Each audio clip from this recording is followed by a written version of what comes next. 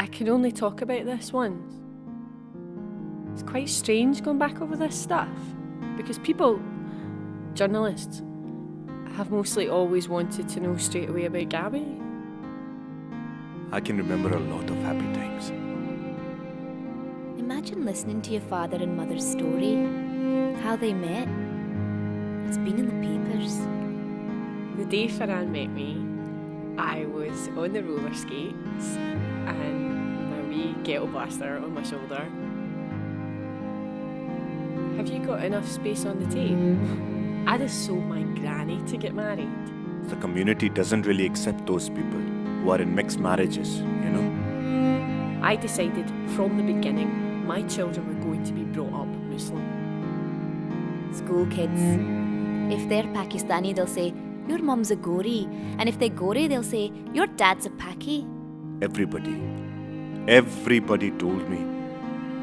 I thought we could see it through. It was from the frying pan into the fire. We all love you. Here's some photos of us so you don't forget us. Our purpose was to make contact. Milke, pyar pur karke, come back. I would turn on the TV and it was everywhere. I'd hear the news theme and Jeremy Paxman's voice. Susie Imrie, mother of runaway daughter Gabby, or My name is Ghazala.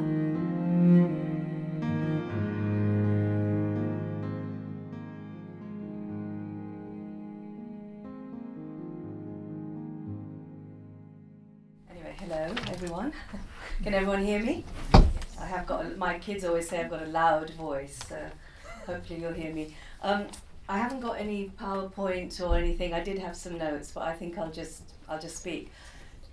It was wonderful to hear Gayleen first, because I feel what she has done is contextualize what artists like me, I have been in this business for about 30 years, and I absolutely, everything she said chimed, I just went ka-ching, yes, that's what's been happening to us. And at the same time, you have this incredible resource, and you've, ducked and dived and found your way. I think the first thing would be to say I am the most unlikely theatre maker, that you could hope to meet. If I came to this country when I was 11 in, pigtails and my shalwar kameez from East Africa, second generation Asian. Because of what I'd been through, my family used to go from Africa to India, Africa, India. I felt very kind of dislocated. I was extremely shy, still am. So what am I doing up here? It was just, if somebody said to me, you are going to be a theatre maker and you're going to be a pioneer and you are going to, do all this, I would have, you would not believe, I remember in an echo of the film East is East, incidentally I commissioned the play when everybody else had turned it down, and obviously everyone knows the film. But Sajid, who wore his coat, his parka, that was, I wore my coat at the age of about 13 for 2 years, wanting to be invisible. And I do remember being completely humiliated by my physics teacher, because I would wear it in the summer and it was really hot. And he said something like, it's really hot, but obviously not, because Sudha's still got her coat on. And, the earth could have opened up and swallowed me, because the thing that I was using to make myself invisible actually put me in the spotlight, where I didn't want to be. So for me, how did I get into this is absolutely to do with who I am. Being second generation Asian, suffering from, a version of that, not cultural neglect at the time, but just neglect, We went along, my sister and I, to a Diwali function where Tara Arts were performing, and they were doing sketches of, what it is, intergenerational gap, questioning religion, questioning our parents, and my sister and I just went, wow, there are other young people like us going through what we are going through, and they were already making theatre, and they invited us along, and I never thought I'd go on stage, but I won't bore you with how that happened. So, it was because of being British Asian, second generation, that I went into this. And exactly what you were saying about knowing yourself. You went into it because it made you realize who you were. Why were we in this country? Oh, it's connected to our colonial history. You know, through Tara I discovered literature and writers and history, and we made work about, you know, we would go and research mental illness among Asian elders, and it made you listen to your elders, and so it was all about connection, and that's how I became a theatre maker. And it is at Tara that I met Kristine Landon Smith, who I co-founded Tamasha Theatre Company with, and you know, Tamasha has now marked our 25th birthday, and it is a time when Kristine stepped down 2 years ago, and I have just stepped down literally this May as artistic director. But my play with Tamasha currently, a play called My Name Is, it's still touring Scotland. So I'm sort of very much in that transition of, you know, what next. And absolutely I feel like one of these people who's gone through that cultural neglect and is still at that point where, yeah, how do you now next redefine yourself? But let me talk about, you know, in a sense, this whole day today, from what I can see, is about being brave in programming and inviting audiences to see diverse work. You know, how do you find them? And in a sense, the parallel with me, everything I've done has always been, you know, we can never be not linked to who we're making the work for. You know, I don't have a luxury as a BAME artist of just, you know, purely following my artistic instinct. I mean, everything I've done has come from that, but it is not divorced from the audiences. So the early years of Tamasha, you know, we were absolutely seen as audience developers. Probably, you know, as at times exactly what you were saying, oh, we have low resources, you know, we have these brown and black people on our doorstep, how do we get them, you know? So yes, a lot of people would engage with the work, but at the same time they would see us as people who can deliver them, you know, not just high quality work, but work that will speak to diverse audiences. So those early years, I mean, as an artist, I'm really passionate about going to the theatre and seeing myself reflected, and our people, you know, my people going to the theatre and seeing themselves reflected. So a lot of our early work, you know, I mean, if I talk about a couple of plays like House of the Sun, which was an adaptation of a novel, and it was about the Hindu Sindhi community in a block of flats in Bombay. And so we went to research, we went to Bombay. But at the same time as you're researching, what you're building is an audience base. So, you know, the huge global Sindhi community that were in London came to see the work because they saw themselves on stage and went, oh my God, you've got us right, you know. So there was a lot of that. But then you also, you know, you have to content and context were the two things you're always sort of juggling.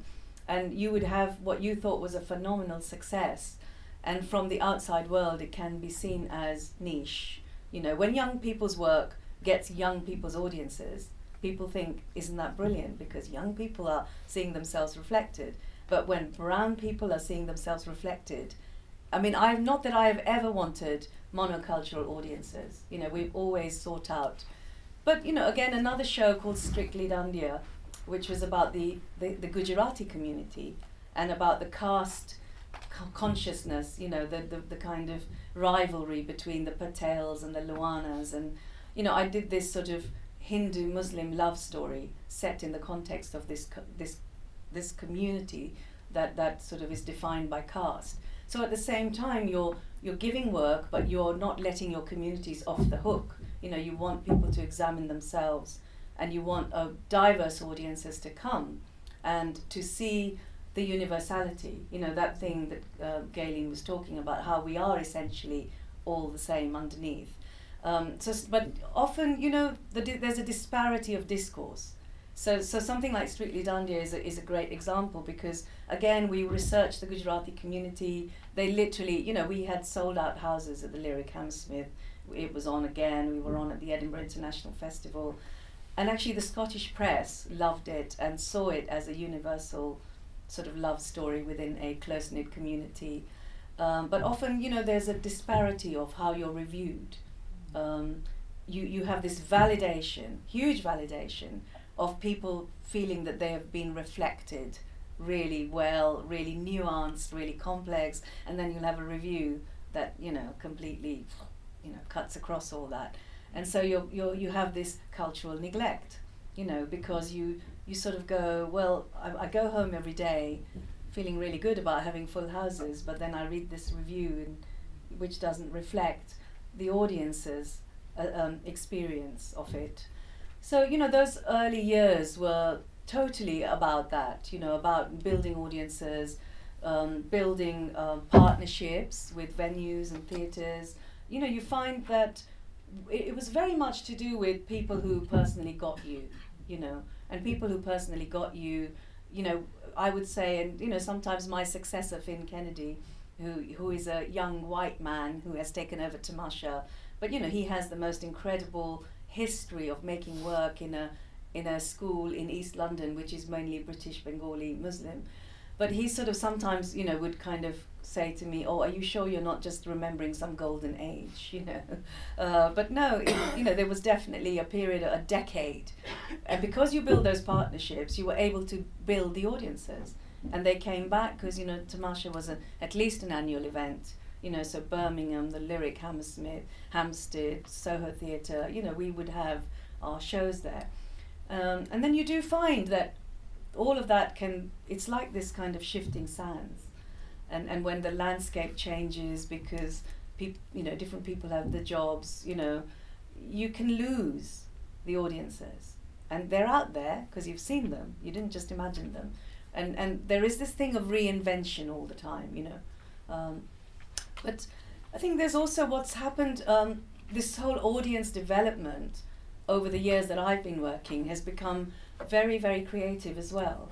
So there is, from shifting from making work about people to also make work with people. So, there is a real trend now of audiences being part of the making of the work, often the performers of the work. And I don't know how this parallel can work in terms of film, but if I tell you about, we did a show called The Arrival, which is about migration, and I mean, if it was on right now, it is exactly about what's happening in the news, and it was a sort of collaboration with circus artists. And one of the things there that we did, we had survivors of torture and worked with Ice of Fire, and they, we worked with them to tell their own story, and they ended up being the performers of the story as well.